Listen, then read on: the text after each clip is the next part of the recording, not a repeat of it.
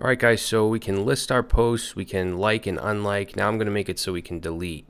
Now if you don't, I should have said this before, but if you don't have any posts, you can go ahead and just use Postman to add them, just like we did in the beginning of the course. I probably should have mentioned that earlier, and I'm sure you figured it out by now. But let's go ahead and make it so we can delete a post.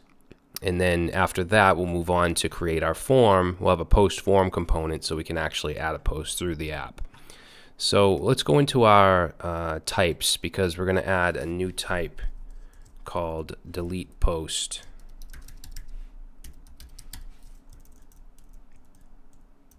Oops, delete post, and let's go back into the actions, and I'm going to copy this. Let's say delete post, and we'll call this delete post. It's going to take in the ID. It needs to know which one to delete. We're going to make a delete request to API/post/ID, and then we're going to dispatch delete underscore post. And then for the payload, I'm just going to send the ID so that in the reducer we know how to filter out the post that got deleted from the UI. Alright, and then I'm just going to do an alert here saying that the post has been deleted. So let's go ahead and dispatch. I brought in set alert earlier, so we want to just dispatch set alert, and let's say post removed, and we'll do a success message. And then the error will be the same. So let's save. And now let's head over to the reducer, and basically we just want to filter out the post that got deleted. So let's bring in delete post, and we'll put this, let's actually put this right here. So delete post, and we want to return.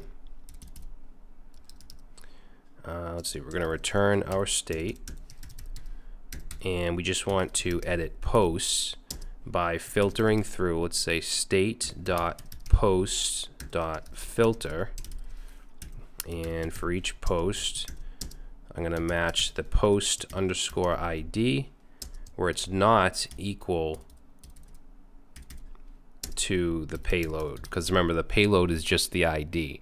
So we're just returning all posts except for the one that matches here, because that's the one that got deleted. So we want to just immediately remove that from the UI. So let's also do loading false. Okay, so now we just have to add the event. So let's go back to post item, and this is going to be, let's see, down here on this button. Actually, we have to bring in the action first, so let's do delete post, and let's add it here as well, and let's add it down here. And one thing I forgot to do is add our actions to our prop types, so let's do that. So we have add like, ptfr, we have remove like,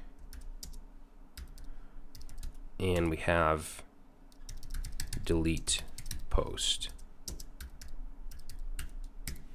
Okay, so let's go to our delete button here.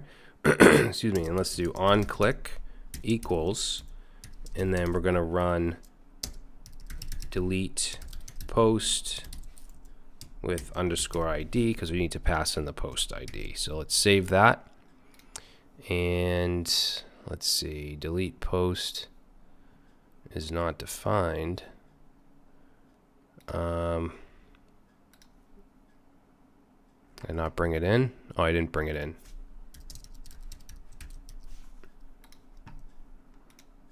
Okay, so I'm actually gonna log in as John Doe, because I want to delete his post.